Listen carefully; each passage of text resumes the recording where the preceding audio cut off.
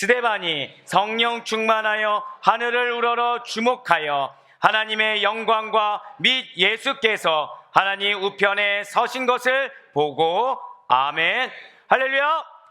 네, 주님께 사랑하시는 우리 모든 아데포이교회 성도 여러분들을 주님 환영하고 축복합니다. 특별히 우리 영적 가족된 여러분들을 하나님께서 얼마나 기뻐하시는지 모르겠어요. 자, 여러분들 어떻게 한 주간 잘 지내셨습니까? 네, 제가 이렇게 물어보면 못 지냈습니다라고 얘기하기가 아무래도 지금 이 순간 좀 민망할 수 있겠죠. 자, 어떻게 그러면 성령님과 잘 걸어가셨습니까? 예, 아마 느끼셨을 것 같아요, 지금. 자, 우리 옆에 있는 분한테 격려하는 마음으로, 아직 우리 지금 시작하고 진행된 지 28주가 아직 다 안 됐어요. 자, 우리 옆에 격려하는 마음으로 이렇게 인사하시면 좋겠습니다. 우리 성령으로 걸어갑시다. 자, 우리 한 번 더 인사하실 때 아마 오늘 우리 본문 말씀을 통해서 여러분들이 이 단어가 아마 딱 이렇게 와닿으셨을 거예요. 오늘 말씀의 제목이기도 하니까 우리 성령으로 충만합시다. 인사하시면 좋을 것 같아요. 네, 성령으로 충만한 우리가 되길 정말 바랍니다. 지금 초대교회 예루살렘 교회가 그러하다는 거죠. 초대교회 예루살렘 교회가 성령으로 충만합니다. 예, 성령으로 걸어가고 있고 그 성령으로 걸어가는 발걸음에 무엇이 있는지를 증거하고 있는 것이 지금 초대교회 예루살렘 교회라는 것이죠. 분명 은혜가 넘치는 교회였다는 거예요. 그런데 아이러니한 것은 은혜가 넘치면 좀 우리가 형통하고 무탈하고 항상 순적하면 좋겠는데 시련이 넘친다는 거예요. 은혜가 넘치는 것만큼 시련이 넘칩니다. 외부적인 문제가 있으면 지난주에 말씀드렸던 것처럼 내부적으로는 좀 문제가 없었으면 좋겠는데 외부적인 문제가 있는 만큼의 내부적인 문제도 너무나도 컸다라는 것이죠. 예, 그러나 그러한 모든 문제들이 단 하나에서 문제가 전혀 되지 않더라는 거예요. 그러한 모든 문제로 보였던 것들이 단 하나의 그 어떤 과정을 거치니까 모두 다 순적하게 해결이 된다는 거죠. 그것이 무엇입니까? 저 다 고백하실게요. 성령으로 걸어가라. 예, 우리 요한이가 아멘이라고 했다고 저는 이렇게 들렸어요, 지금. 네, 성령으로 걸어가라. 바로 그 성령으로 걸어가는 음성에 따라서 지혜롭게 해결했다는 것입니다. 이러한 허다한 문제 앞에 특별히 내부적인 그 문제 해결을 위해서 7 집사가 성령의 택하심을 받게 되죠. 그래서 교회의 일꾼이 되었다는 거예요. 이 7 집사가 택함 받음에 있어서 가장 중요한 조건이 있었습니다. 그것이 무엇이었죠? 바로 성령 충만인 것입니다. 예, 맞아요. 우리는 하나님의 택하심을 받은 주의 백성들입니다. 믿으십니까? 여기에 다른 조건이 없다는 거예요. 여러분들 안에 성령님이 계십니다. 믿으십니까? 성령님은 부족함이 없으세요. 성령님은 전지전능하신 분이십니다. 하나님이세요. 하나님 그분이 되시고 말씀 그분 되신 분이 바로 성령님이십니다. 그러한 성령님은 지금 이 순간에도 여러분들 가운데 충만하게 역사하고 있다는 사실을 반드시 믿으시길 바라요. 그래서 우리 장로님께서 기도해 주실 때 사실 제가 오늘 장로님이 기도해 주실 때 이 부분이 들어갔으면 좋겠다 한 거를 저희가 대화하지 않았는데 딱 해주셨어요. 그것이 무엇이었을까요? 여러분들 가운데 예배에 하나님께서 은혜를 예배하고 계심을 반드시 믿으시길 바랍니다. 성령님께서 그 예배에 반응하게 하세요. 근데 이 반응을 사단은 계속 방해하는 거죠. 그 반응을 사단은 부정적인 쪽으로 계속 몰고 간다는 것입니다. 하지만 여러분들 반드시 기억하세요. 반응이라는 것 자체가 은혜입니다. 우리가 생각했을 때 초대교회가 은혜가 넘치면 항상 어떻게 해야 돼요? 형통해야 되죠. 근데 초대교회 은혜 넘치는 결과물이 무엇이었습니까? 시련이 있었다는 거예요. 박해가 있었다는 것이죠. 마찬가지로 성령님께서 우리의 은혜에 따른 반응을 사실은 때때로는 부딪히거나 때때로는 거북하게 여겨지거나 그런 것들로 반응하게 돼서 절대 고백하실게요. 보다 더 간절하게. 그렇습니다. 보다 더 간절하게 하나님을 갈망하게 하는 하나의 도구가 됨을 반드시 믿으시길 바라겠습니다. 예, 맞아요. 초대교회에 불어닥친 거센 시련이 있습니다. 거센 난관들이 있어요. 근데 그것을 이겨내기 위해서는 교회의 거룩한 일꾼으로 부름받아 쓰임받기 위해서는 무엇보다도 이 성령의 능력을 덧입는 것, 그냥 단순히 성령의 능력을 덧입는 것 정도가 아니라 그 충만함을 받는 것이 가장 중요했다는 거예요. 왜일까요? 분별할 수 있기 때문이라는 거예요. 왜일까요? 초점을 놓치지 않을 수가 있기 때문이라는 것이죠. 여러분들에게서 가장 중요한 것은 무엇입니까? 은혜보다 중요한 것이 없다는 사실을 반드시 믿으시길 바라요. 많은 분들이 은혜를 사모해요. 그렇지만 그 은혜 외의 것에 포커싱을 맞춘 상태에서 은혜를 거저받기를 원한다는 것이죠. 하지만 사랑하는 여러분들, 하나님께서는 여러분들에게 은혜 주길 원하신 것은 분명히 맞습니다. 그렇지만 여러분들의 한 가지가 필요하다는 거예요. 그것이 무엇일까요? 믿음입니다. 예수 그리스도를 믿는 믿음이요, 그 가운데 성령의 음성에 귀를 기울이는 거, 육신의 소욕이 아니라 성령의 음성에 귀를 기울이는 거, 여기에 따라 반응하시는 하나님의 은혜란 사실을 이 시간 반드시 믿으시길 바라겠습니다. 네, 오늘날을 살아가는 우리들이 바로 그렇게 부름을 받았어요. 오늘날을 살아가는 우리들이 그렇게 택하심을 받았습니다. 여러분들을 택하시고 여러분들을 부르신 하나님께서는 우리에게 분명한 사명을 주셨다는 거예요. 우리의 사명이 무엇입니까? 바로 복음의 확장이에요. 축복이 있을지어다. 예. 근데 중요한 것은 복음의 확장하면은 대다수가 이렇게 전도 막 나가서 무언가 이게 전도지를 줘야 될 것 같고 그렇게 생각하시지만 사실은 복음의 확장에 가장 기본이 있어요. 그것은 무엇이냐? 저 따라 고백하실게요. 나는 그리스도인입니다. 이거 증명하시면 돼요. 여러분들을 통해서 그리스도인다운 모습 보이시면 됩니다. 그리스도인다운 언행을 하시면 돼요. 근데 이것이 또 우리가 오해해서는 안 됩니다. 그리스도인다운 모습이 어떤 모습이라 생각 드시나요? 자, 그리스도인다운 모습, 그리스도인다운 언행이 무엇입니까? 여러분들 간단하게 말씀드리면요, 외식이 없으면 됩니다. 외식하는 모습이 없으면 돼요. 순적하시면 됩니다. 제가 여러분들을 좋아하는 이유 중에 하나가 무엇이냐면 여러분들이 저한테 거짓말을 안 하세요. 이게 무슨 뜻이냐면 힘들면 힘들다고 얘기하십니다. 괴로우면 괴롭다고 얘기하세요. 근데 이거를 하나님이 그렇게 좋아하시는 거예요. 괜찮은 척을 안 하는 거예요. 내가 무엇으로 힘든지, 무엇으로 괴로운지. 왜 그런 얘기를 할까요? 믿음으로 살고 싶거든요. 은혜 받고 살고 싶거든요. 그리스도인답게 살고 싶거든요. 근데 거기에 방해 요소가 있는 거예요. 누군가는 물질로 방해 요소가 있습니다. 누군가는 사람으로 방해 요소가 있어요. 누군가는 진짜 성경 말씀으로 방해 요소가 있고 누군가는 기도로 방해 요소가 있는 거예요. 그런데 그것을 숨기려고 하지 않아요. 드러내는 겁니다.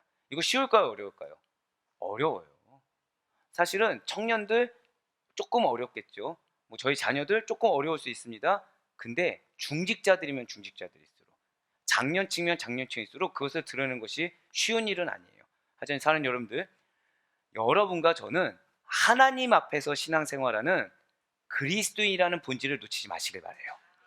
우리에게 가장 버려야 될 것은 외식하는 모습이라는 것이죠. 예, 맞습니다. 복음의 확장이라는 것은 거기서부터 시작해요. 하나님 앞에 솔직한 거, 하나님 앞에 정직한 거, 하나님 앞에 나의 영적 상태를 그대로 내어 보이는 거, 여기서부터 이미 복음의 확장은 시작되고 있다는 사실을 여러분들 반드시 믿으시길 바랍니다. 하나님이 여러분들에게 제일 먼저 예수님이 이 땅 가운데 오셨을 때 선포하신 메시지가 무엇이었나요? 회개하라, 천국이 가까이 왔느니라. 그 다음 메시지가 무엇입니까? 누구든지 나를 따르려거든 자기를 부인하고 자기 십자가를 지고 따르라고 했어요. 여기에 공통점은 무엇입니까? 회개하려면 무엇을 해야 되죠? 인정해야 돼요. 내가 죄인인 거 인정해야 됩니다. 천국이 가까운 거 믿으려면 뭘 믿어야 되죠? 내가 이 땅 가운데 아무리 열심히 살아봤자 소용이 없어요. 이 땅 가운데 있는 것은 헛된 거라는 걸 인정해야 돼요. 거기에 주님을 따라가야 돼요. 근데 주님 따르면 뭘 하라고요? 자기를 부인하래요. 나를 부인하면 뭘 알아야 되죠? 나를 알아야 돼요. 이런 나를 버리라는 겁니다. 나를, 내가 어떤 사람인지 인정하고 버리라는 거예요. 근데 이걸로 끝나지 않죠. 내가 지기 싫어하는 십자가를 지래요. 근데 중요한 건 내가 무엇을 지기 싫어하는지 인정해야 된다는 거예요. 그렇습니다. 하나님 앞에 언제나 정직할 수 있는 우리가 되기를, 그래요, 예수님의 인정을 받을 수 있는 여러분과 제가 되길 간절히 소망하겠습니다. 예, 바로 그것이 복음의 확장의 기본인 거예요. 우리로 하여금 믿는 자들이 그래서 허다하게 늘어나게 될 것입니다. 어떤 모습으로 늘어나요? 정직한 모습, 하나님 앞에 솔직한 모습, 그 가운데 하나님으로 말미암아, 예수님으로 말미암아, 말씀으로 말미암아 0.1%가 됐든 1%가 됐든 10%가 됐든 0.0001%가 됐든 조금씩이라도 변화되는 모습, 조금씩이라도 하나님께 가까이 나아가는 모습을 통해서 여러분들 통해 영혼이 변화되고 공동체가 변화될 것을 반드시 믿으시길 바라겠습니다. 맞아요. 구별된 여러분들을 말미암아 하나님의 영광이 비춰지게 된다는 거예요. 사단은 그것이 싫기 때문에 무엇에 포커스를 맞춥니까? 환경에 포커스를 맞춰요. 나에게 포커스를 맞춰요.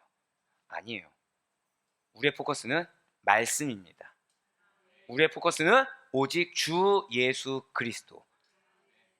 그 길을 가는 데 있어서 내가 어떤 상태는 사실 중요하지 않아요. 솔직히 말씀드리면 여러분들을 향한 메시지가 좋으면 좋을수록 저는 너무 힘이 든 거예요.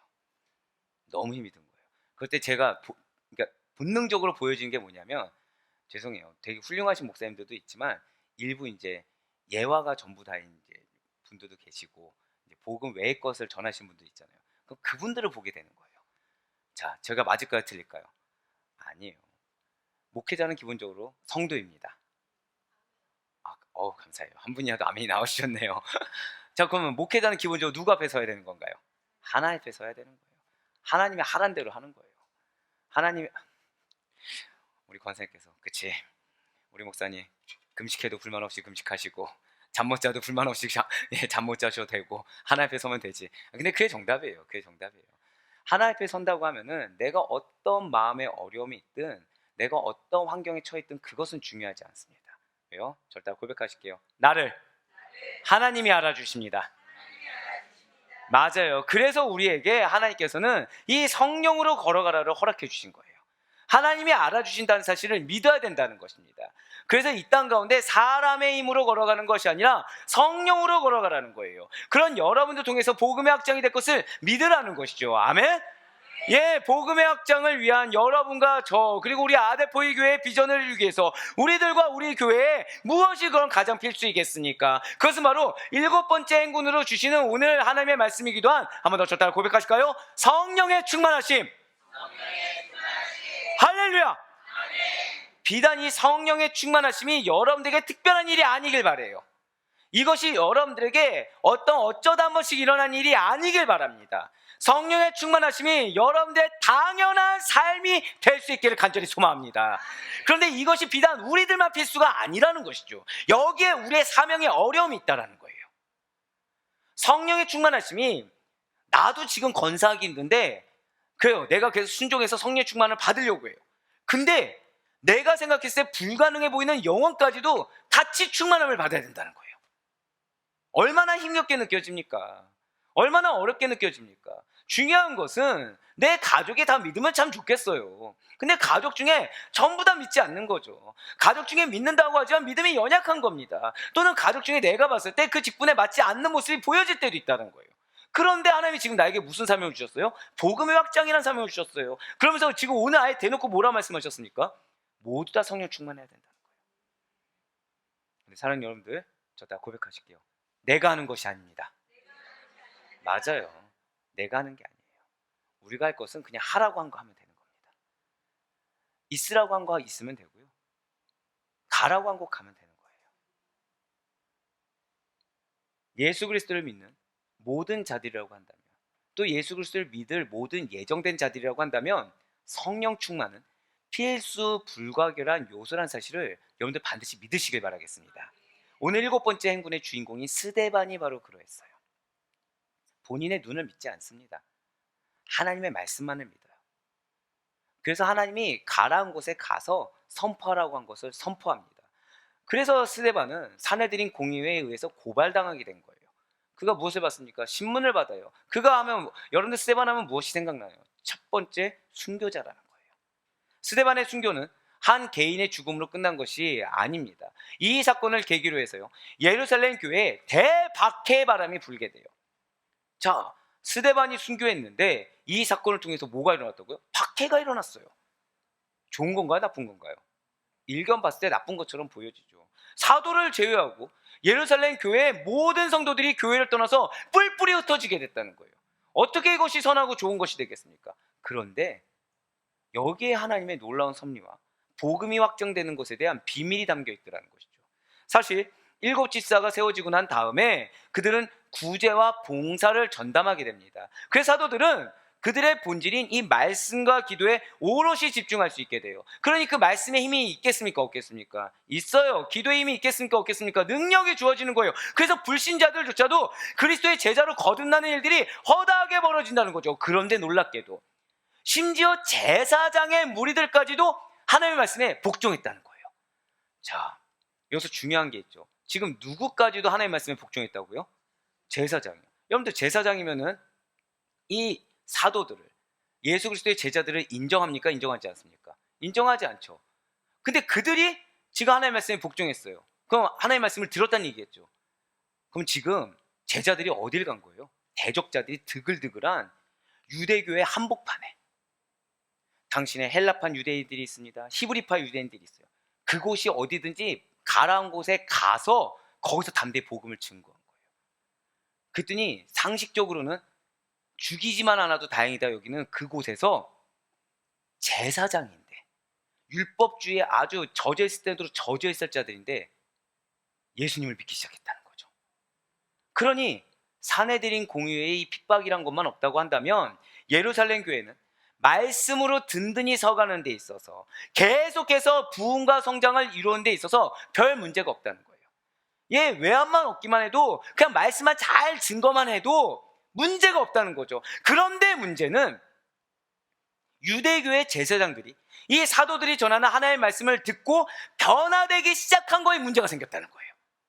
즉, 교회에 은혜가 끼치기 시작하고 교회에 이적이 베풀어지고 교회의 허다한 무리들이 늘어나기 시작한 게 문제가 되기 시작했다는 거예요. 이에 사내들인 공회가 위협을 느끼기 시작했다는 거죠. 주변의 세력들이 이 초대교회 예루살렘 교회를 보고 위협을 느끼기 시작했다는 것입니다. 유대교인 그들에게 있어서 많은 제사장의 무리들이 그리스도인이 됐다는 사실, 어떻게 들리겠습니까? 치욕스러운 거예요. 예수님을 못 박았어요. 틀렸다고 못 박았어요. 못 박은 무리들 중에 그 예수님 믿는 자들이 생겼다고 생각해 보세요. 굉장히 충격적이고 굉장히 치욕스러운 일이 됐죠. 그래서 그들은 예수님 때보다 더 핍박을 합니다. 예수님 때보다 더 억압을 해요. 초대교회를 흐트러 놓고자 합니다. 아니요, 초대교회인 예루살렘 교회 자체를 아예 무너뜨리고자 했다는 거예요. 왜요? 자신들의 종교적 기득권을, 그 자신들이 걸어온 행보가 틀리지 않았던 것을 증명하기 위해서, 그 기득권을 사수하기 위해서 더 많은 억압을 가하기 시작했다는 것입니다. 이러한 계획에 대한 구체적인 실현으로 이 민간에서, 이 사람들 사이에서 혁혁한 기사와 더불어서 능력의 말씀을 전하는 누가 있는 거예요? 스데반이 있었다는 거죠. 이러한 분위기 가운데 스데반이 도드라졌다는 것입니다. 사내들인 공회의 제사장들이 느끼는 그 위협의 중심에는, 맞습니다, 초대교회에 스데반이 있었어요. 그는 은혜와 권능이 충만합니다. 영적으로 분별해요. 영적으로 분별해서 가지 말아야 할 곳에 안 가는 그런 정도가 아니라 가지 말아야 할 곳에 갑니다. 하나님이 가라고 했으니까. 그것을 말씀을 선포해요. 기사와 표적을 행했을 뿐만 아니라 성령님께서 그에게 권능의 말씀을 전하는 능력까지 주셨다는 거죠. 그러니 스데반을 상대로 변론하는 사람들마다 결코 이길 수가 없는 거예요. 그 중에 개 중에는 오히려 회심하게 되는 일까지 일어나게 됐다는 거죠. 그런데 이렇게 성령 충만했던 스데반이, 하나님의 놀라운 은혜를 증거했던 스데반이, 하나님의 놀라운 이적을 보였던 스데반이 회당의 유대인들에게 고발을 당하는 안타까운 사건이 벌어지게 됐다는 것입니다. 스데반은 무슨 이유로 고발을 당하게 된 것입니까? 그가 무엇을 잘못했나요? 말씀을 증거했어요. 사람들을 변화시켰어요. 공동체를 응하게 했어요. 멸망의 길에 처할 자들을 돌이키게 했어요. 그런 그가 무슨 이유로 고발을 당하게 된 것입니까? 바로 사도행전 6장 11절과 13절의 말씀입니다. 사람들을 매수하여 말하게 하되 이 사람이 모세와 하나님을 모독하는 말을 하는 것을 우리가 들었노라 하게 하고 거짓 증인들을 세우니 이르되 이 사람이 이 거룩한 곳과 율법을 거슬러 말하기를 마지 아니하는도다. 아멘. 굉장히 안타깝죠. 앞서 말씀드렸듯이 복음의 확장은 무엇으로부터 시작된다고 말씀드렸습니까? 하나님 앞에 솔직한 거, 정직한 거, 인정하는 거, 여기서 시작한다고 했어요. 왜요? 자, 한 가정에 내가 변해요. 그럼 그 가정은 구원 받습니까? 못 받습니까? 받는다고 예수님 말씀하셨어요. 그러니까 내가 인정해서 내가 작은 거 하나에서부터 변화되는 거, 여기서부터 이제 변화는 시작되죠. 확장은 시작됩니다. 그런데 이들을 보세요. 얼마나 안타깝습니까? 지금 스데반이 모세와 하나님을 모독하는 말을 했다는 거예요.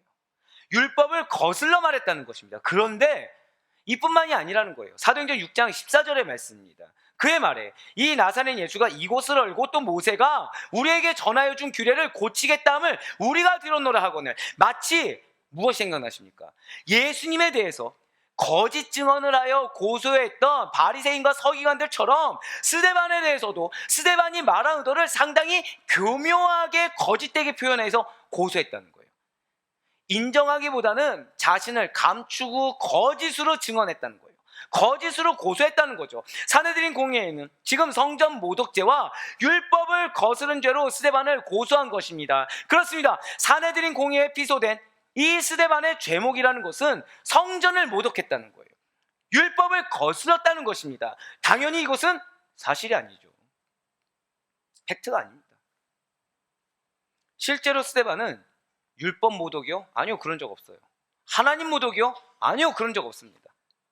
단지 스데반은 깨달았어요.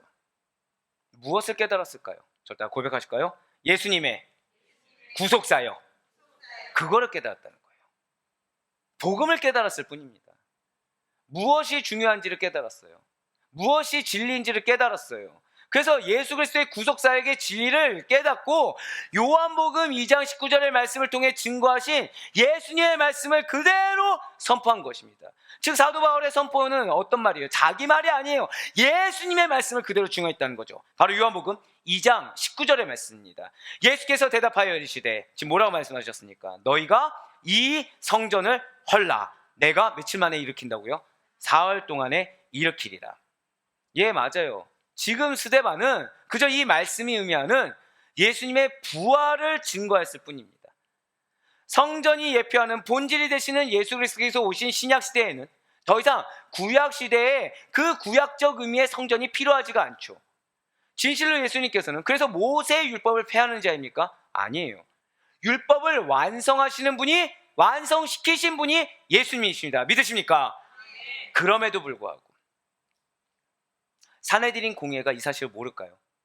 아니요, 모를 수가 없습니다. 율법에 정통했기 때문에 인정하지 않았을 뿐이지 모를 리가 없어요. 그런데 사내들인 공회에는 이 스데반에게 성전 모독죄와 율법을 거스른 죄를 덮어 씌웁니다. 신문해요. 그를 죽이고자 했다는 거죠. 자, 환경이 어떻습니까? 굉장히 지금 심각한 상태예요. 죽기 직전입니다. 빠져나올 구멍이 보이지 않아요. 답답해 미칠 지경이에요. 그런데 잘못한 것이 없는 스데반의 태도가 어떻습니까?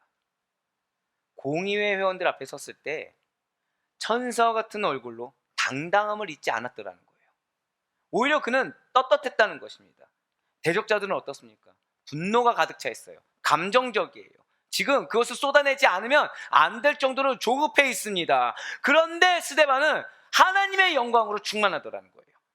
성령으로 충만한 스데반이었습니다. 그는 하나님과 함께함에 대한, 저따 고백하실까요? 동행의 확신. 이것이 여러분들에게 정말 중요하다는 사실을 잊지 마시길 바라요. 하나님이 나와 함께 동행하신다는 것은 여러분들에게서 담대한 믿음의 증거가 됩니다. 여러분들의 삶 가운데서도 맞아요. 어떻게 사람이 항상 은혜가 충만할 수 있겠습니까? 정확히는 우리는 항상 은혜가 충만하지만 사단이 그렇게 놔두지가 않죠. 사단이 오락가락하지 않기 때문에 여러분들이 공고하거나 여러분들이 메말르거나 여러분들이 마치 지금 스데반이 느꼈던 것처럼 답답함을 느끼게 할 수도 있다라는 거예요. 그럴 때 여러분들의 필요한 것은 무엇이다? 하나님이 나와 동행하십니다. 내 이런 상태에도 하나님이 나와 동행하고 계시고, 내가 나의 나 된 것이 은혜인 것처럼 지금 이 자리에 이럼에도 불구하고 하나님과 동행하신 것이 은혜입니다. 증거를 내가 보고 있어요? 못 보고 있어요? 죄송하지만 못 보고 있어요.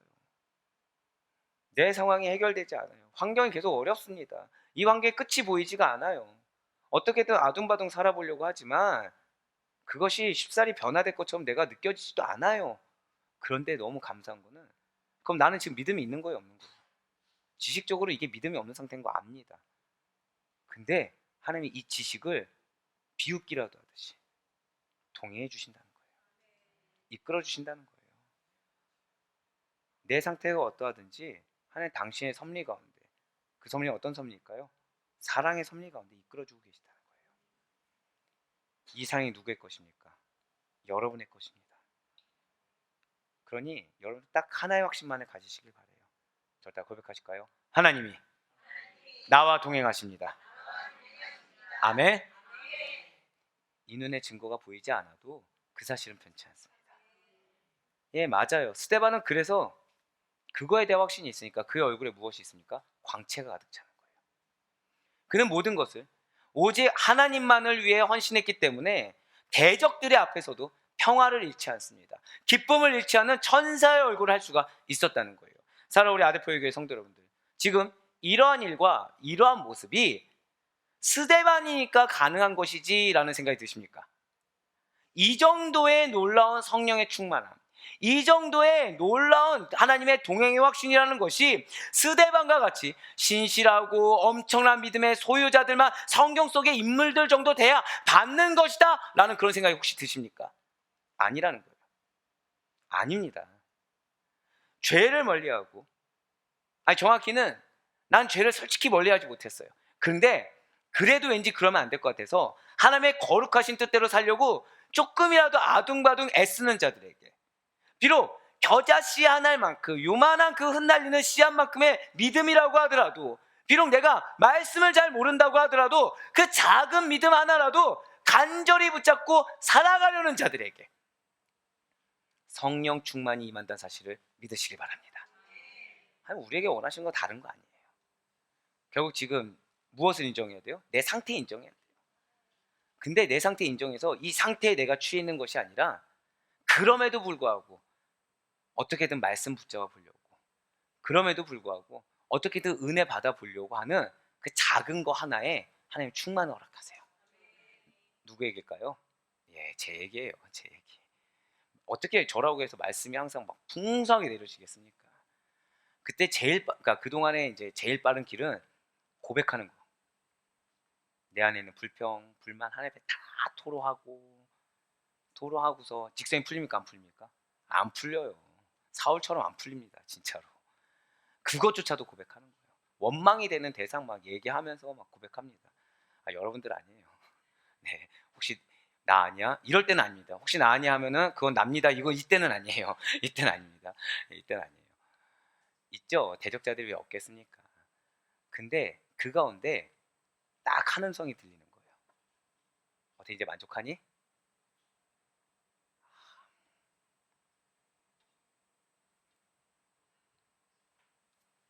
부끄러워지는 거죠. 사랑하라고 보내주셨는데, 사랑하는 마음으로 말씀 증거하라고 보내주셨는데, 어떻게 구원받았는지도 또 잊어버리고, 어떻게 쓰임받았는지도 잊어버리고, 감당할 수 없는 너무 귀중한 영혼들 붙여주는 것도 잊어버리고. 그러니까 제가 제일 싫어하는 말이 그런 말이 있어요. 어항 속에 들어온 물고기 신경 쓰지 않고 바깥의 물고기만 신경 쓴다는 거 진짜 싫어하거든요, 제가. 그러니까 제가 교회에서 가장 하지 말아야 될 게, 안에 있는 분들 채워주지 못하고 밖에 있는 영혼들 끌어들이는 걸 제일 싫어합니다. 근데 정작 누가 그러고 있는 거예요? 제가 그러고 있는 거예요. 대적자들 본다고 하면서 안에 있는 분들, 그 시간에 뭐 해야 돼요? 여러분들 위해서 기도해야 되잖아요. 여러분들 위해서 말씀을 준비해야 되잖아요. 근데 이 안에 악이 가득 차니까 말씀이 들어옵니까? 근데 하나님 뭐라 말씀하세요? 이제 만족하니? 질책 안 하시는 거예요. 기다려주시는 거예요. 뭐가 나올까요? 회개가 나오는 거죠. 그제서야. 그 다음부터는 막 폭포수처럼 쏟아지기 시작하는 거죠. 맞아요. 그 순간 성령 충만이 임하더라는 것입니다. 하나님 앞에 정직하게 설 수 있는 우리가 되길 소망합니다. 여러분들, 이 말이 악한 말인데 나 하면 안 되는 거 아니야 라는 생각도 버리세요. 하나님 알고서 기다려 주십니다. 하나님은 그래서 여러분들한테 저와 동일한 말씀을 하세요. 그래서 만족하니? 그래서 어때, 이제 직성이 좀 풀려? 이제 좀 내 뜻대로 한번 따라 볼래? 그 음성이 우리의 음성인 줄 정말 믿으시길 바랍니다. 예, 그래서 우리 아데포유 교회에 하나님이 비전 주신 게 다른 것이 아니에요. 자, 저는 그 악한 마음을 품었을 때 무엇으로 걸어간 것입니까? 악한 마음인데 성령으로 걸어가고 있나요? 아니요, 사람으로 걸어간 거예요. 제 지식으로 걸어간 거예요. 세상으로 걸어간 거예요. 하지만 그래서 하나님께서 우리에게 지금 뭐 주셨어요? 성령으로 걸어가라는 거예요. 제가 디자인한 거 아니에요. 제가 디자인하면 이렇게 이쁘게 안 나와요. 지금 저희 뒤에 방송팀에서 디자인해 준 거예요. 좀 더 노력해야 되겠는데 박수는 안 났어. 네. 제가 그러니까 왜 또 이 얘기를 했냐면, 자, 솔직히 말씀드릴까요? 이거 신경 썼을까요, 못 썼을까요? 전혀 못 쓰고 있는데 추수감사절 다가오는데 이런 거 해야 되지 않을까, 알아서들. 예, 그러니까 부족한. 자, 돈은 계좌로, 돈은 계좌. 자, 뭐예요? 연약한데 돕는 자가 있습니까, 없습니까? 있다는 거예요. 연약한데. 여러분들이 공고해질 때는 외로움이란 걸 느낍니다. 근데 그럴 때 무엇을 못 보냐? 여러분들 옆에 돕는 자를 못 보는 거예요. 하나님의 사랑의 손길을 못 보는 겁니다. 하지만 하나님께서 우리에게 이미 정답을 주셨어요. 자, 다 고백하실까요? 성령으로 걸어가라. 네, 그렇습니다. 왜 우리 아델포이 교회 여러분들에게 하나님께서 사랑하시사 이러한 비전을 주시고 실제 그런 성령으로 걸어가는 자들의 삶이 어떤 것인지를 증명하게 하시며 그 가운데 여러분들이 먼저 그 성령의 충만을 경험하게 하시는 것입니까? 왜 깨달음이라는 걸 주실까요? 왜 은혜라는 것을 경험하게 하시는 것입니까? 이것이 성령 충만한 자들이 걸어가는 마땅한 길이기 때문이라는 거예요. 나를 발견해요. 나의 연약함을 발견해요. 그 가운데 나는 그대로였는데 하나님께서 옆에 돕는 자를 예비해 주시고 돕는 환경을 주시며 그 가운데 충만이라는 걸 주시는 거예요. 이것이 주를 따라서 그분을 닮아가는 삶, 그리스도인의 당연한 삶이기 때문에 성령으로 걸어가라는 것입니다. 그렇지 않으면 우리는 인간적인 생각으로 볼 수밖에 없어요. 그렇지 않으면 나는 의인이요, 주변의 환경과 주변의 사람들이 다 악인인 것처럼 그렇게 착각 속에 살아갈 수가 있더라는 것입니다. 하지만 그것이 아니에요. 여러분과 저로 하여금 하나님께서는 스데반과 같은 증거자의 삶을 살기를 원하신다는 사실을 믿으시길 바라겠습니다. 스데반에게 지금 환경이 받쳐주었습니까? 아니에요. 스데반은 지금 한 것은 하나님의 말씀에 순종한 것밖에 없어요. 그런데 주변 환경이 공고한 거예요. 그런데 그럴수록 억울한 상황이 닥쳐오는 것입니다. 그럼에도 불구하고 스데반이 잊지 않았던 것이 있어요. 무엇입니까? 성령 충만이라는 거죠. 환경이 받쳐져서 성령 충만한 게 아니에요. 돕는 자들이 허다하게 내 눈에 보여서 성령 충만한 것이 아니에요. 성령 충만했더니 돕는 자로 보여진 거예요. 성령 충만했더니 돕는 자가 다른 누군가가 아니라 하나님이 나를 도와주고 계심을 깨달았다는 거죠. 진실로 우리는 성령 충만하여 하나님이 친히 도와주시는 그리스도입니다. 믿으십니까? 그리스도인은 사람의 도움 바라는 자들이 아니에요. 그리스도인은 환경이 받쳐줄 걸 기대하는 자들이 아닙니다. 그리스도인은 그리할지라도 하나님이 도우심으로 말미암아 놀라운 기적을 경험하는 자들이 은혜의 그리스도인인 사실을 반드시 믿으시길 바라겠습니다. 맞아요. 이렇게 성령 충만한 자들은 그래서 진리의 편에서 벗어날 수가 없어요. 진리의 편에 서 있는 자들이에요. 진리에서 떠나 있는 자들을 부끄럽게 하는 자들이에요. 내가 알아서 하는 게 아닙니다. 그냥 나도 모르는 사이에 성령 충만한 상태로 그대로 순종하며 살아갔더니, 말씀드렸던 대로 그 인정하며 살아갔더니 어느 순간 나는 진리에 서 있는 거예요. 그걸 어떻게 발견할 거예요? 진리에 서 있지 않는 자들의 얘기가 틀렸다는 게 분별이 되는 거예요. 그들은 그게 맞다고 얘기하는데 그게 틀렸다는 게 분별이 되는 거예요. 그래서 진리에서 떠나 있는 자들에게 얘기하면은 그 자리에 무엇을 느낍니까? 부끄러움을 느껴요. 그들로 하여금 스스로 오류가 있다는 사실을 깨닫게 합니다. 여기서 이제 그들의 반응이 두 가지로 나눠지죠. 인정하냐, 인정하지 않냐. 그런 동기부여를 주는, 그런 깨달음의 도구가 되는 자들이 바로 진리에 서 있는 자들, 바로 성령 충만한 자들. 그것이 누구라고요? 여러분들이라는 거예요. 그 여러분들 삶 가운데 필연적인 게 무엇일까요? 대적자들이 있을 수밖에 없다는 거예요. 여러분들의 삶에게 필연적인 게 무엇이에요? 사단의 공격이 있을 수밖에 없다는 것입니다. 그리스도인이 어떻게 사단의 공격이 없습니까? 그리스도인이 어떻게 아무런 대적자들이 없습니까? 그건 그리스도인이 아니죠. 그거는 세상 가운데 정치를 잘하는 자들이죠. 근데 우리는 그런 자들이 아니라는 거예요. 여러분과 저의 본질은 무엇이다? 그리스도인이에요. 하나님의 도우심이 없으면 단 1분 1초도 살아갈 수 없는 그리스도인이에요. 진짜와 가짜의 차이는 어디에서 나는 것입니까? 가짜에게는 앞뒤가 안 맞는 비정상적인 요소가 반드시 들어있어요. 어떠한 것에 오류가 있다는 것이 무엇입니까? 잘 작동하지 않는 거예요.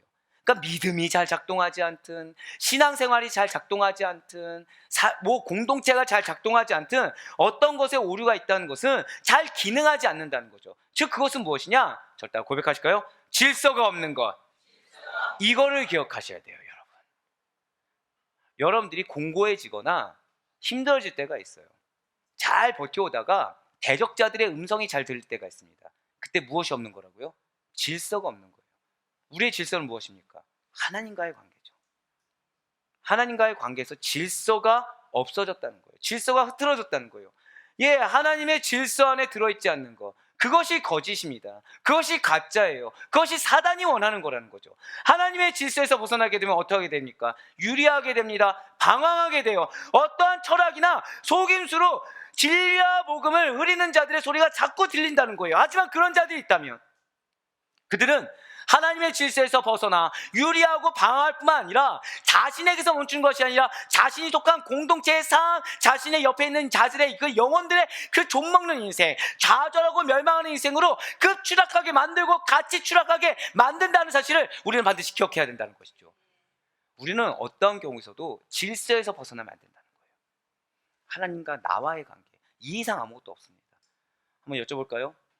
대적자들이 큽니까? 하나님이 큽니까? 되게 전 여러분들을 사랑하는 게, 이 얘기 들었을 때 비웃는 웃음이 아니라 스스로도 그치, 하나님 근데 나 왜 대적자의 음성이 들렸지? 하나님 근데 나 왜 대적자가 보였지? 이런 웃음이 보여서 얼마나 감사한지 몰라요. 맞아요. 우리의 문제는 몰라서가 아니라니까요. 근데 제일 중요한 거, 감사가 뭐예요? 지금 여러분들 그러면 몰라서 시험 들어요? 아는데도 시험 들어요? 아는데도 시험 들죠. 이쪽 라인이 상당히 좋은데요 지금.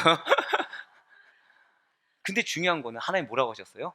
하나님 아까 뭐라고 하셨다고요? 어떻게 이제 좀 직성이 풀려? 네. 뭐라고 안 하시는 거예요. 이런 하나님을 어떻게 안 믿겠습니까? 그런데 중요한 것은 항상 기회가 있는 것은 아니라는 거예요. 때가 있다는 겁니다. 그렇게 하나님이 기다려주시는 때도 있다는 거예요. 그렇습니다. 지금 유대인들이 이러합니다. 하나님의 때예요. 기회 주신 거예요. 누굴 통해서요? 스데반을 통해서 기회를 주신 거예요. 하나님의 질서에서 벗어난 것을 인정하라고 했어요. 근데 유대인들은 인정하지 않았습니다. 오히려 그것을 감추기 위해서 진리의 편에 서 있는 자들을 억압합니다. 핍박해요. 하지만 스데반은 그럼에도 불구하고, 환경에 억압이 있음에도 불구하고 진리의 편에 섰어요. 왜요? 성령 충만하기 때문에 도저히 그 편에 설 수가 없는 것입니다. 아무리 그들이 크고 위압적이라고 해도 누가 더 커요? 하나님이 더 크시다는 것을 스스로 체험했기 때문에 진리의 편 외의 것에 쓸 수가 없었다라는 것이죠. 그리고 그는 그를 고소한 자들 앞에서 그냥 서 있는 정도가 아니라 이제 담대히 설교까지 합니다. 그의 설교가 사도행전 7장 1절에서 53절에 이르기까지 길게 수록되어 있다는 거죠. 그러면 이 스데반 설교의 핵심은 무엇이란 말입니까? 스데반은 유대인들이 고소한 내용인 성전 모독죄와 율법을 거스른 죄가 있다고 말씀드렸어요. 여기에 반론을 제기합니다. 스데반은 이스라엘의 역사적인 배경과 하나님의 약속의 근거예요. 자, 스데반의 설교의 근거가 무엇이라고요? 이스라엘의 역사적인 배경, 그리고 하나님의 약속의 말씀에 근거합니다. 제가 여러분들한테 항상 말씀을 선언할 때 무엇에 근거하죠? 여러분들 무엇이 있다? 약속이 있다. 여러분들 가정 가운데 말씀이 있다고 항상 전하지 않습니까? 왜 확신이 들까요? 여기서 전했던 말씀이 여기서 똑같고 이러지 않기 때문이라는 거예요.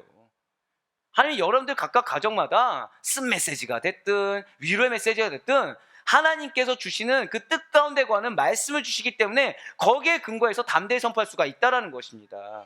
그거 아니고서 목회자가 무엇으로 능력 있게 선포를 하겠습니까? 스데반이 지금 근거한 것이 바로 그거라는 거예요. 약속의 말씀입니다. 그리고 이스라엘의 역사적인 배경이에요. 그래서 첫 번째 잘못이 무엇입니까? 유대인들이 성전 자체를 절대시하는 것, 성전 자체를 절대시하는 것에 대한 잘못된 점을 지적했다는 것이죠. 구약의 여러 가지 예시들을 증거로 삼아서 두 번째는 무엇입니까? 유대인들이 예수님을 죽인 죄를 지적했어요. 첫 번째는 무엇을 지적했다고요? 건물이 우상된 거, 이걸 지적합니다. 두 번째 무엇이라고요? 예수님을 죽인 거, 이걸 지적합니다. 현재 유대인들은 과거 조상들이 했던 것과 같이 의로운 자를 배척하고 죽이면서, 자, 세 번째예요. 정작 하나님이 주신, 절대 고백하실게요, 율법을 무시하였다. 예, 이 세 가지를 통틀어서 지적했던 거예요. 어디에 근거해서요? 이스라엘의 역사를 근거해서, 하나님의 약속의 말씀을 근거해서 너희가 지금 성전을 절대시하고 있어. 너희가 지금 하나님이 보내신 메시아 예수님을 죽였어. 너희가 지금 율법을 따른다고 하면서 율법을 무시하고 있어로 지적했어요. 네, 지금 스데반의 설교는 결국 무엇입니까? 그리스도의 복음이라는 것이, 너희가 그렇게 무시하고 틀렸다고 말한 복음이라는 것이 결코 구약 성경의 내용과 반대되는 것이 아니라는 것을 드러내는 변증적인 굉장히 놀라운 설교였습니다. 스데반은 사내들인 공의의 신문에서 지금 자신에게 주어진 소중한 변론의 시간이 있어요. 자칫 자신이 죽임을 당할 수 있는 그 다음 시간이 놓여져 있는데, 그 짧은 찰나의 시간에 결코 자기 자신을 위해서 변호하지 않았다는 거죠. 누구의 편에 섰습니까? 사람의 편에 서지 않았어요. 예수 그리스도의 편에 섰습니다. 여러분과 저는 그리스도입니다. 믿으십니까? 그리스도인은 어떤 자냐면 예수 그리스도의 편에 서야 돼요. 어떠한 경우에서도 믿음을 지키는 모습을 통해서 예수 그리스도의 편에 섰다는 것을 증명해야 되는 자들입니다. 대신에 공의의 의장인 대제사장이 고소인들의 말이 사실이냐라고 묻는 그 질문에 신문하는 당신들의 무리가 얼마나 진리에서 멀어져 있는지를, 그 사실을 명쾌하게 증거했다는 것이죠. 이 같은 스데반의 진리의 선포에, 그의 설교에 이 신문하는 자들, 진리의 질서에서 벗어난 자들은 어떤 반응을 보입니까? 사도행전 7장 54절의 말씀이에요. 그들이 이 말을 듣고 마음에 찔려 그를 향하여 이를 갈거나. 복음서와 너무 비슷하게 가지 않습니까? 복음서에 여러분들 기억하시죠? 슬프며 이를 갈리라. 회개하는 거 선택하지 않아요. 돌이키는 걸 선택하지 않아요. 슬프며 이를 간다고 했어요. 역시 이들이 그렇게 하고 있다는 거예요. 마치 성경 말씀이 진리인 걸 증명이라도 하듯이, 대적자, 사단의 권세 아래 있는 자들이 어떤 것인지를 증명이라도 하듯이 이를 갈았다는 거예요. 예수 그리스도의 복음의 정통성을 증거했습니다. 유대인의 오류를 지적하는 이 스데반의 논증이라는 것이 탁월하게 그지없어요. 그러니까 누구나 들어도 납득할 수 있다는 거죠. 그럼에도 불구하고 오히려 이렇게 권위 있고 설득력이 있는 설교라고 하더라도, 능력의 말씀, 찔림을 주는 능력의 말씀이라고 하더라도, 그것을 듣고 그것을 받아들이는 사람들이 완악했기 때문에, 완고했기 때문에 극한 거부감을 드러냈다는 거예요. 여러분들이 왜 솔직하게 말하는 것이 하나님께 칭찬받는지 아시겠죠? 솔직하게 고백하는 거, 하나님은 완고하다고 여기지 않는 거예요. 하나님은 그것이 너의 믿음의 길의 과정이라고 얘기하시는 거예요. 완악하다고 얘기하지 않습니다. 그런데 무엇이 완악하다고요? 외식하는 자들, 감추는 자들. 그래서 그들은 극한 거부감을 드러내버렸습니다. 고백하지 않았어요. 인정하지 않았어요. 나 지금 너 말 듣고 거부감이 있어, 이렇게 하지 않았어요. 그들은 무엇을 했습니까? 스데반 즉결 사형이라는 해서는 안 될 판결을 내려버렸다는 거예요. 솔직하게 인정하는 그 입술 대신에 사람을 죽이는 입술로 돌변해버렸다는 것이죠. 이 얼마나 안타까운 사실입니까? 사랑하는 우리 성도 여러분들, 오늘날에도 마찬가지예요. 아무리 권위 있고 아무리 설득력이 있는 설교라고 할지라도 이것을 받아들이는 사람의 자세에 따라서 거부하고 반대하는 일이 벌어질 수가 있다는 거예요. 아무리 하나님의 능력이 임한 말씀이라고 하더라도 누군가는 은혜를 받아 변화됩니다. 근데 누군가는 거부감을 인정하지 않아요. 그래서 극복하지 않아요. 더 완고해지는 안타까운 일이 벌어진다는 것이죠. 제가 여러분들을 왜 좋아하는지 아십니까? 여러분들은 인정한다라는 거예요. 죄송하지만 분갈이라는 표현을 썼잖아요. 이것이 제가 여러분들에게 그렇게 알기 쉽게 말씀을 드렸지만 이거 굉장히 힘든 일입니다. 이 중에는 20대도 있고 지금 30대도 있고 40대, 50대, 60대가 있어요. 그럼 최소 20평생을 살아가면서 최대 60, 70평생을 살아가면서 내 삶의 가치관이라는 게 있어요. 근데 여기에는 신앙적인 가치관이라는 게 있습니다. 이거 깨지는 거 쉬울까요, 어려울까요? 거의 불가능에 가까워요. 거의 불가능에 가까워요. 근데 여러분들은 어떻게 하고 있다고요? 인정하고 있다는 거예요. 그 과정을 인정하고 있다는 거예요. 그런데 동일한 설교는 아니겠지만 복음을 전할 때 누군가는 복음이 전부가 아니란 말을 합니다. 누군가는 그건 사랑이 아니라고 이야기합니다. 누군가는 그럼 예수 그리스도가 없는 말씀이 좋습니까? 라고 했을 때 일단 거부감이 안 들려야 받아들이지 않습니까? 라는 얘기를 합니다. 실제로 설교에 예수님이 없으면 설교입니까? 아니에요. 근데 그런 설교가 낫다고 얘기하는 사람들이 존재한다라는 것입니다. 예, 맞아요. 누군가는 더 완고해지더라는 거예요. 여러분들, 은혜 받는 첫 번째는 무엇인지 아십니까? 인정하는 거예요. 어떻게 사람이 평생 동안 살아온 가치관이 깨지는 메시지 앞에 와 은혜 받았대, 이거 어떻게 가능합니까? 불가능하죠. 불가능해요. 그런데 아까 말씀드렸죠. 0.001%라도 설교의 100가 중에 하나라도 받아들인다, 이거 하나님 칭찬하시는 거예요. 여기 하나님 놀랍게 역사해 주시는 거예요. 마치 100가지의 그걸 다 받은 자처럼 도와주시는 것입니다. 그래서 예수님께서도 말씀을 듣고 받아들이는 마음에 대해서 이렇게 권면하셨어요. 마가복음 4장 20절의 말씀입니다. 좋은 땅에 뿌려졌다는 것은 곧 말씀을 듣고 받아 30배나 60배나 100배의 결실을 하는 자니라. 아멘. 자, 이 가운데 나는 씨를 뿌려서 하나도 안 거둬도 좋습니다. 있습니까?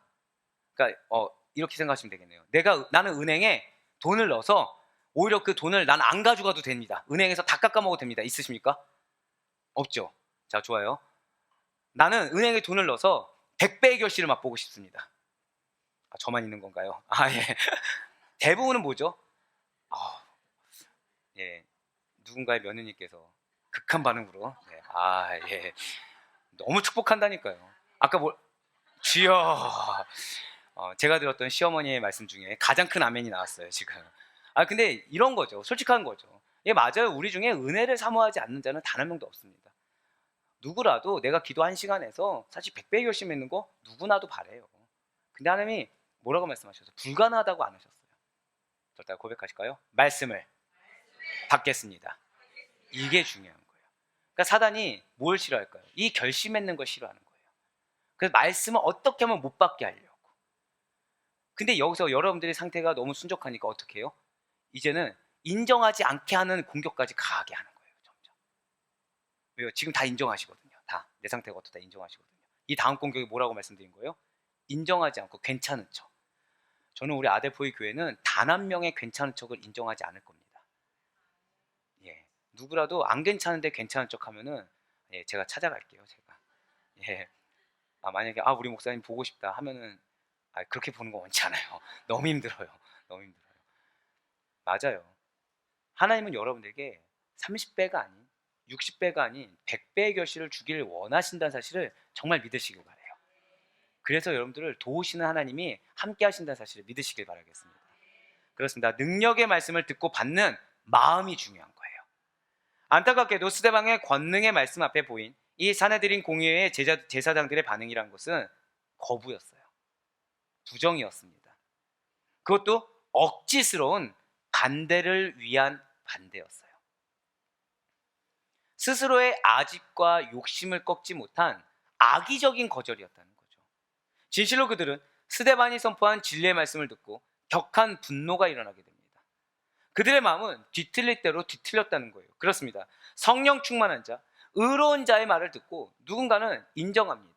누군가는 거기에 더해서 회개합니다. 누군가는 거기에 대해서 간절히 간구를 해요. 하지만 어떤 자들은 사내들인 공의의 제사장들처럼 뒤틀려 일을 가면서 돌을 들어 의인이 스데반을 치는 어이없는 반응을 보이기도 한다는 거예요. 말로 사람을 죽이기도 합니다. 행동으로 옮기기도 한다는 거예요. 바로 사도행전 7장 57절로 59절의 말씀입니다. 그들이 큰 소리를 지르며 귀를 막고 일제히 그에게 달려들어 성 밖으로 내치고 돌로 칠세 증인들이 옷을 벗어 사울이라 하는 청년의 발 앞에 두니라. 그들이 돌로 스데반을 치니 스데반이 부르짖어 이르되 주 예수여 내 영혼을 받으시옵소서 하고. 아멘. 아니 어떻게 하면 어떠한 혐의도 없고 무지함에도 불구하고 이렇게나 억울한 상황인데 죽임을 당하면서 평안을 유지할 수 있는 비결이 과연 정말 무엇이란 말입니까? 스데반도 얼마나 억울하겠습니까? 똑같이 울부짖고 똑같이 저주하며 손에 잡히는 아무 돌이라도 들어서 던져서 때리고 모함한 자들에게 뭐라 항변하고 싶지 않겠습니까? 그런데 그는 무엇이라고요? 지금 성령 충만했다는 게 문제예요. 성령 충만하다 보니까 일견 세상에 속한 사람들이 봤을 땐 바보와 똑같다는 거죠. 하지만 하나님 보시기에는 문제가 아니라 그게 정답이라는 거예요. 하나님 보시기에는 그것이 가장 현명하고 그것이 가장 상급받기에 좋고 그것이 가장 하나님의 자녀와 동일한 흡사한 모습을 보이고 있다는 거죠.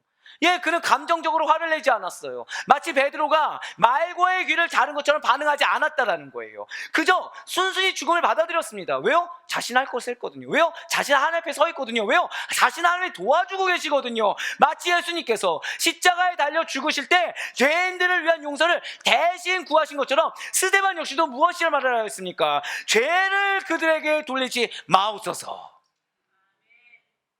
순교할 수 있었다는 거예요.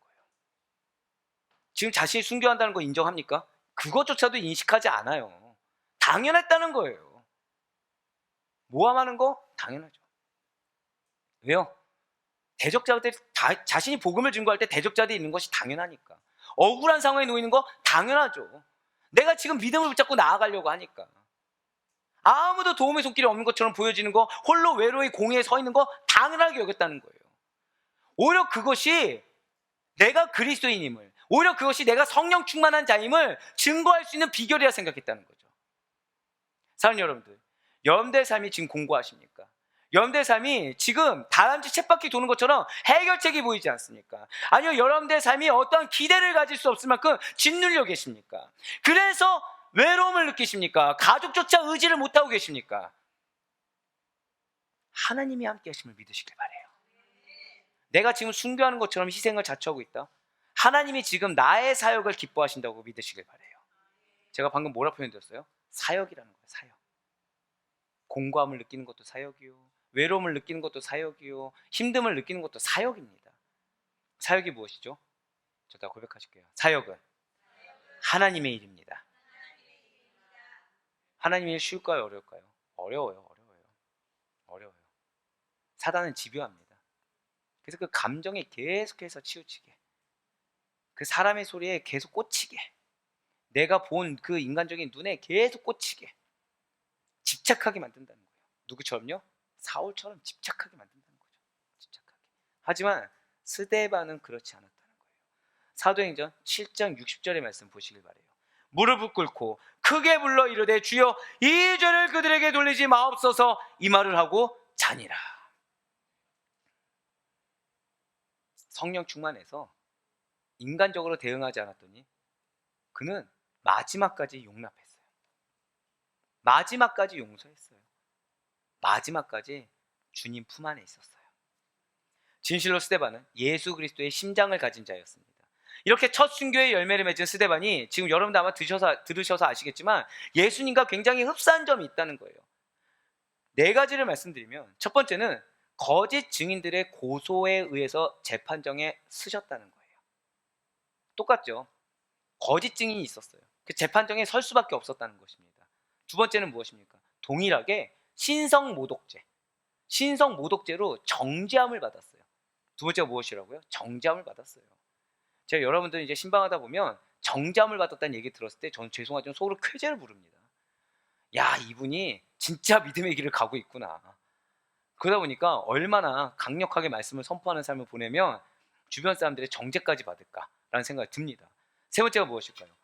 그런데 원수들의 죄를 용서했다는 거예요. 원수들의 죄를 용서했어요. 솔직히 말씀드릴까요? 아직 우리 성도님들 여기까지 가지 못했어요. 정죄함을 받는 데서 용서까지는 아직 가지 못한 것 같아요. 누구 포함해서요? 네, 저 포함해서. 네 번째는 무엇이냐? 죽기 전에 자신의 영혼을 부탁하는 기도를 드렸다는 거예요. 자, 지금 환경을 부탁했어요? 아니요. 사람을 부탁했어요? 아니요. 저를 다 고백하실까요? 나의 영혼을 부탁하는 기도를 드린 거예요.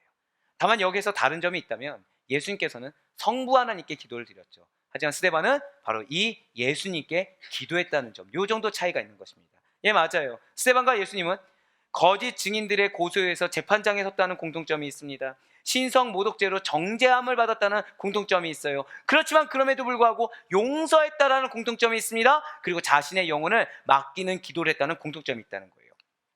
분명 스데반은 육체의 죽음으로써 이 땅에서의 생을 마감했습니다. 그렇지만 영광 중에 계신 예수님께 자신의 영혼을 맡길 수가 있었으며 예수님께서 다시 강림하시는 날에 그의 육체의 부활까지 참여하는 영광을 누리게 될 것입니다. 이에 대해서 사도 바울이 우리에게 이렇게 약속의 말씀을 증거하고 있어요. 데살로니가전서 4장 16절의 말씀입니다. 주께서 호령과 천사장의 소리와 하나님의 나팔 소리로 친히 하늘로부터 강림하시리니 그리스도 안에서 죽은 자들이 먼저 일어나고. 아멘. 진실로 스데반이 이러한 부활신앙이 있었듯이 여러분과 저에게도 가장 중요한 신앙, 이 부활신앙이 우리의 것이 되길 간절히 소망합니다.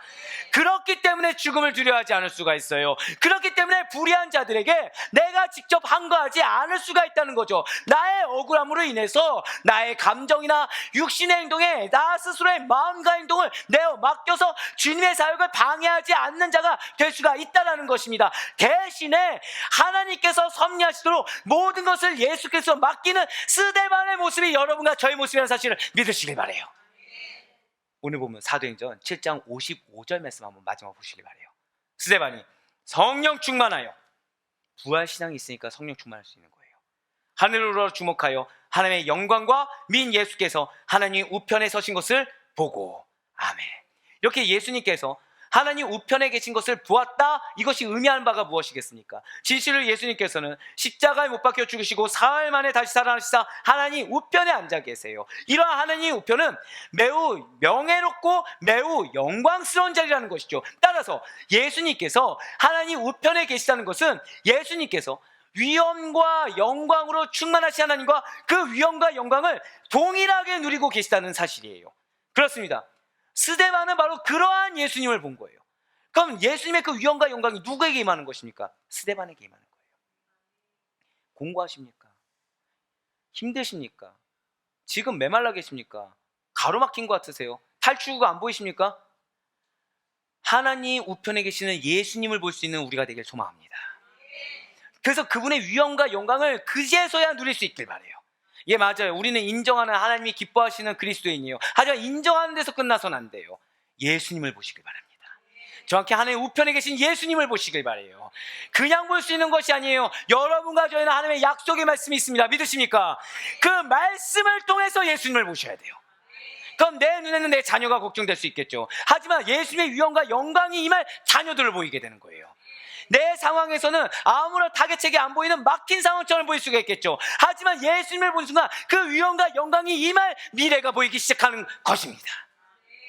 맞아요. 스데반은 결코 홀로 외롭게 죽어간 것이 아니에요.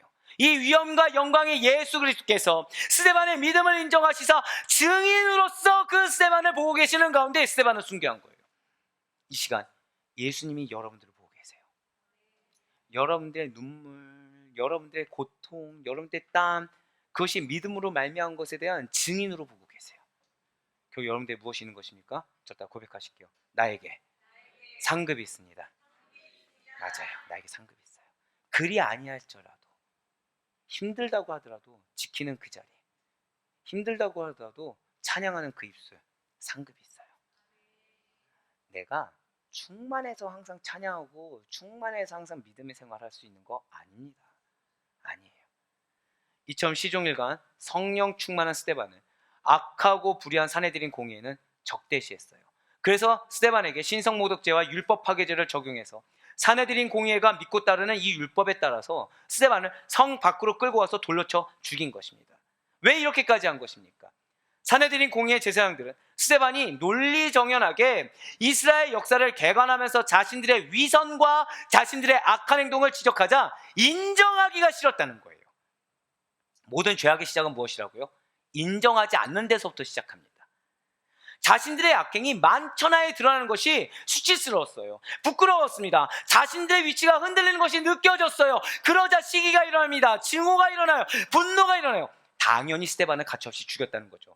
제사장들은 자신들의 잘못을 지적하는 스데반을 시기하고 미워하는 인간적인 마음에, 또한 자신들의 종교적인 기득권을 수호하려는 지극히 인본주의적인 태도에서 무고한 자를 죽여버린 것입니다. 그러나 스데반은 그러한 그들과는 달리 돌에 맞아 죽어가면서도 자신을 죽이는데 가담한 이들의 죄를 용서해달라고 사랑의 기도를 드렸다는 거예요. 그런데 참으로 놀라운 사실이 있다는 거죠. 이러한 스데반의 순교는 그저 본인의 믿음을 증명한 것에서 끝나지 않는다는 거예요. 여러분들의 갈등, 여러분들의 어려움은 여러분들 선에서 끝나지 않는다는 사실에 감사하시길 바라요. 이 말씀이 무엇일까요? 여러분들의 갈등이 밑으로 내려간다는 얘기입니까? 아니라는 거예요. 그의 죽음의 증인이었던 청년 사울을 복음의 사도 바울로 바꾸는 중요한 계기가 되었다는 거예요. 여러분들의 갈등을 말미암아 여러분들의 붙여준 영혼이 믿음의 일꾼으로 거듭나게 된다는 사실을 믿으시길 바랍니다. 하나의 축복된 일꾼으로 거듭나게 된다는 사실을 믿으시길 바라요. 스데반의 순교는 또한 기독교 2000년 역사에서 아주 중요한 의미를 담고 있어요. 사도행전이 1장에서 7장까지가 예루살렘 교회의 설립과 선장을 다룹니다. 그러면 사도행전 8장부터 12장까지는 기독교가 온 유대와 사마리아와 안디옥까지 확장되는 역사를 다루고 있고요. 그 이후에는 사도 바울의 전도 사역으로 로마에까지 복음이 증거되는 것, 이 세 가지로 나누어서 볼 수가 있다는 거예요. 이러한 점에서 볼 때 스데반의 순교가 무엇이겠습니까? 예루살렘 교회의 설립과 성장에서 멈춰 있는 것이 아니라 스데반의 순교로 말미암아 이방 선교로의 전환을 위한 과도기가 되어서 기독교 역사의 중요한 전환점을 이루고 있다는 거죠. 예, 맞습니다. 스데반의 순교를 기점으로 해서 앞서 말씀드린 대로 예루살렘 초대교회의 박해가 가중되었어요. 성도들이 어떻게 됐다고요? 흩어지는 어려움을 겪었습니다.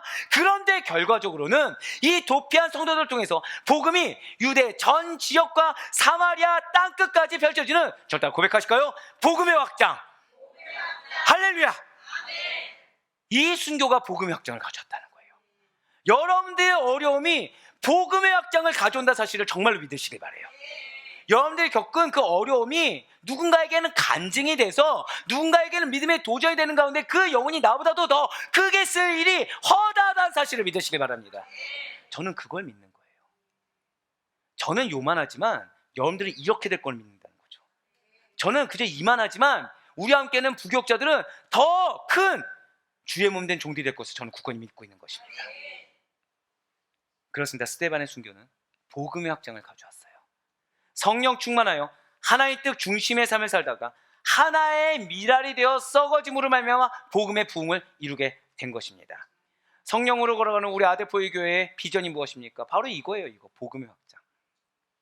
이 비전을 성취하기 위해서 우리 모든 성도님들께서 지금까지 그러셨던 것처럼 인정하는 것, 그렇지만 여기서 끝나는 것이 아니라 스데반의 모습이 증명될 수 있길 간절히 소망합니다.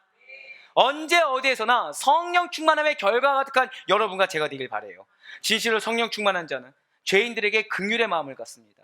돌에 맞아 죽으면서도 죄인들을 위해 중보기도한 스데반의 모습이 우리 죄인에게 가져야 할 우리들의 긍휼의 마음이라는 거예요.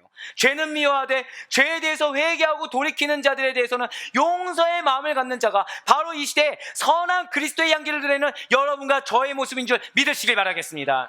진실로 스데반은 예수 그리스도의 사랑을 그 삶에 간직하고 실천한 용기 있는 자였어요. 예수님의 참된 제자가 여러분과 저인 것처럼 스데반이 그러했습니다. 스데반은 성령 안에서 하나님과 친밀하게 교제하는 자였고 하나님의 질서를 지키는 자였으며 이 땅의 것보다는 저 하늘의 영생을 삶의 목적으로 삶은 자였어요.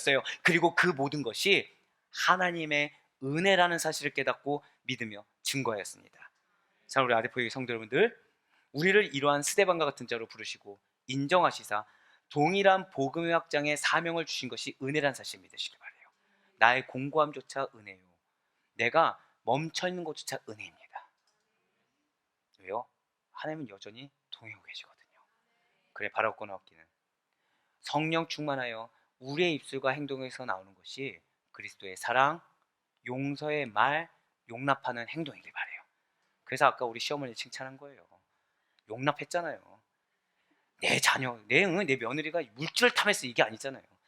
그치, 저 마음도 믿음의 마음이다라고 인정해 주신 거잖아요. 이쪽에서 누군가 이렇게 했는데, 네. 그 용납의 마음 틀에 갇히지 마세요. 본질 외의 것은 사랑의 마음으로 품을 수 있어야 돼요. 하지만 본질은 타협해서 안 되죠. 요즘 시대는 본질을 타협하는 시대가 돼버렸어요. 오히려 외식적인 것은 굳건히 잡으려는 시대가 됐습니다. 하지만 우리는 그런 자들이 아니에요. 본질 외의 것은 용납해 주되 본질만큼은 끝까지 사수할 수 있는 우리가 되길 간절히 소망합니다. 하나님께서 당신의 은혜로 여러분들의 입술에 스데반과 같이 권위와 능력을 주시사 성령의 놀라운 역사를 보게 하실 줄 믿으시길 바랍니다. 그리 부디 바랍거나 없기는 언제나 부활신앙과 종말론적인 의식을 가지시고 하늘의 소망을 두어서 영생을 소유한 자의 범사가 어떠한지를 세상과 영혼들에게 증거하시는 가운데 참된 복음의 증인으로 살아가시는 여러분들의 삶에 주님께 주시는 30배, 60배, 100배의 결실의 충만한 놀라운 은혜의 결실이 가득할 수 있기를 주님의 이름으로 간절히 축원합니다.